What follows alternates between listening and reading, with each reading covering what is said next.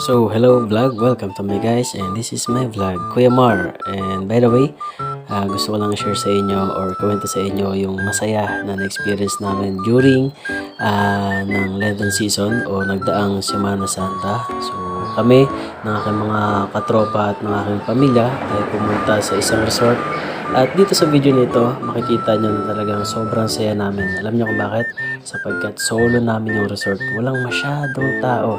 Talagang as in parang narentahan namin. Kala mo narentahan namin yung resort dahil kami-kami lang ang lumalangoy dito. And by the way, dito pala sa resort na to, meron din siyang waves. Kaya mas lalong na-enjoy ng mga bata at ng aking mga kaibigan. So, diba, napakasarap sa pakiramdam at nakaka-relax dahil nga syempre summer. So, yun lang. Gusto ko lang share sa inyo yung napakasaya experience namin na akala mo narentahan namin yung isang resort dito sa lugar ng Bulacan. So, thank you sa panonood.